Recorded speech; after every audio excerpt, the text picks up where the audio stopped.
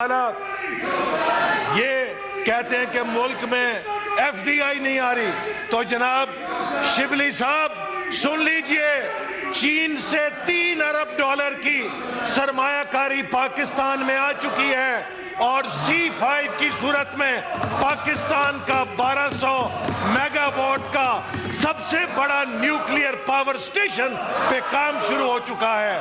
کون کہتا ہے پاکستان میں سرمایہ کاری نہیں آ رہی؟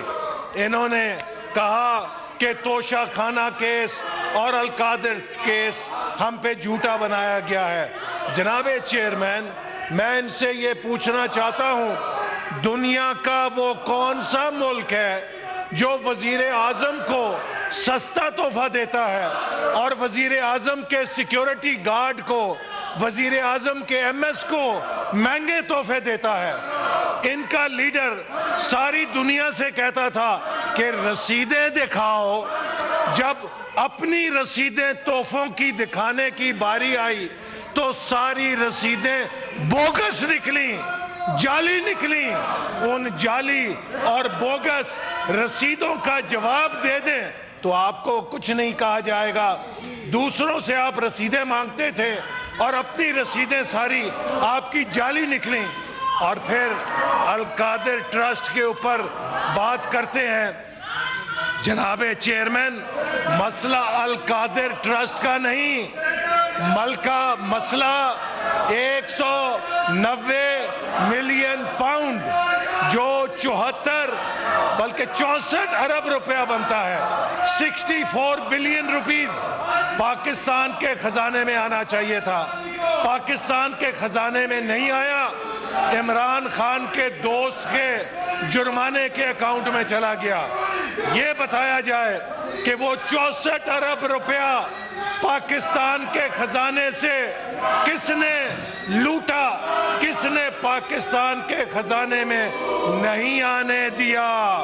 تو اگر آپ 64 ارب روپیہ پاکستان کے غریبوں کا کھاؤ گے، پاکستان کے نوجوانوں کا کھاؤ گے، اور پھر القادر یونیورسٹی کے پیچھے چھپو گے، تو جناب چیئرمین، اگر کوئی شخص ڈاکہ ڈالے، کوئی شخص چوری کرے اور کہے کہ میں نے چوری میں سے 50 روپے سے مسجد بنا دی ہے اور اب میرے خلاف چوری کا مقدمہ ختم کیا جائے چونکہ میں نے تو مسجد بنا دی ہے، چوری کے پیسے سے مسجد بنانے والا بھی چور ہے، تو آج چوری کے پیسے سے یہ اس ہستی کا نام استعمال کر رہے ہیں، یہ سیرت کے پیچھے اپنی چوری کو چھپا کر مسلمانوں کی توہین کر رہے ہیں۔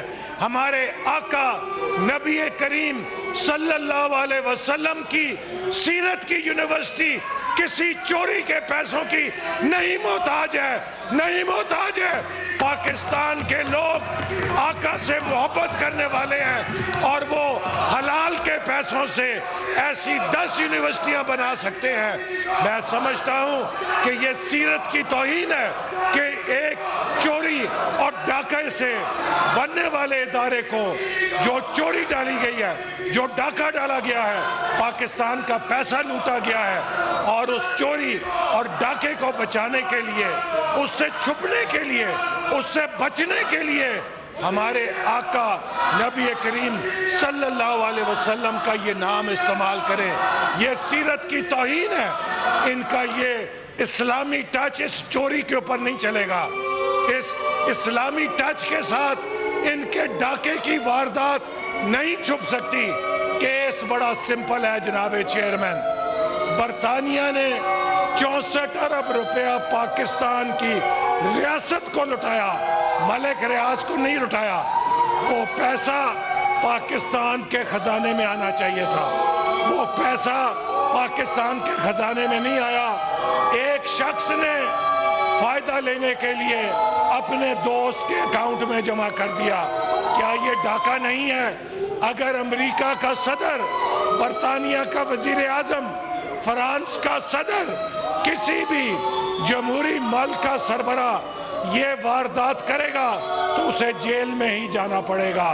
تو یہ جو مہاتما ہیں انصاف کے، یہ تو خود کہتے تھے وہ قومیں ہمیں حدیثیں پڑھ کے سناتے تھے کہ وہ قومیں تباہ ہو جاتی ہیں جہاں بڑوں کے لیے اور قانون، چھوٹوں کے لیے اور قانون۔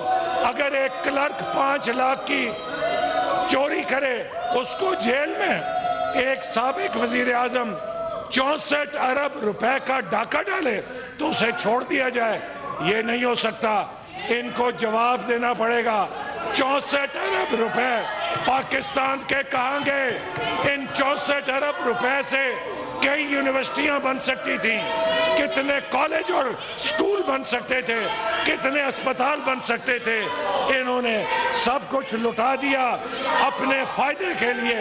اس کرپشن سے جتنا مرضی شور مچا لو، جتنے مرضی۔ اور میں علی ظفر صاحب سے کہوں گا، علی ظفر صاحب آپ تو قانون دان ہیں، آپ کس طرح اس چوری اور ڈاکے کو ڈیفینڈ کر سکتے ہیں؟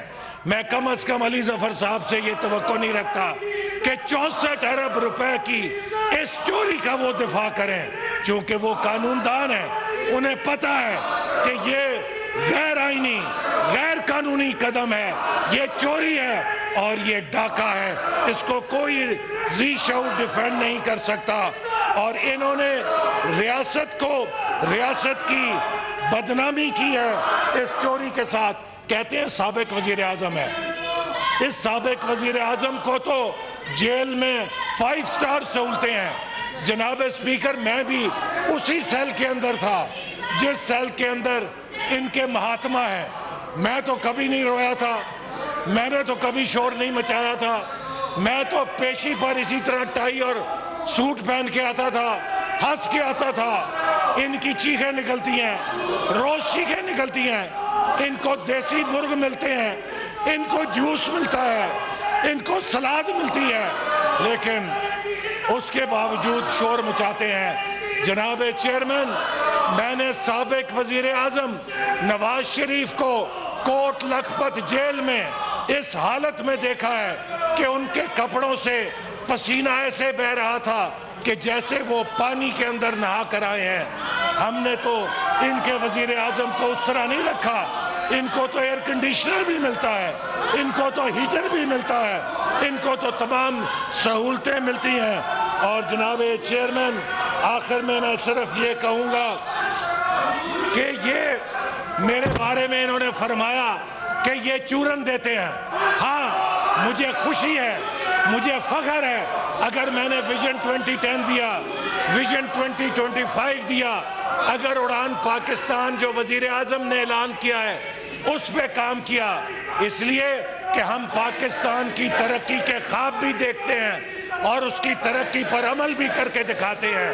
ہم ان کی طرح نہیں ہیں جو پاکستان کو برباد کریں، سی پیک کو برباد کریں، پاکستان کی ترقی کو برباد کریں، پاکستان کی ریاست کے خلاف دنیا میں مہم چلائیں۔ آج یہ پاکستان دشمنوں کے ایجنٹ بن کے پوری دنیا میں پاکستان کے سلامتی اداروں کے خلاف مہم چلا رہے ہیں۔ آج ہندوستان بڑا خوش ہے کہ بڑے سستے ایجنٹ مل گئے ہیں کہ وہ کام کر رہے ہیں جو آج تک کو کرنے کی جرات نہیں ہوئی تھی۔ لہٰذا ان کے شور سے، ان کے اس ہنگامے سے چوری کو چوری کہا جائے گا، اس چوری سے یہ نہیں بچ سکیں گے۔ اور وہ 64 ارب روپے کا جو ڈاکہ ڈالا گیا ہے اس پر سزا ملے گی۔ پاکستان کا قانون اس مجرم کو، جس نے پاکستان کی تاریخ کی سب سے بڑی سیاسی کرپشن کی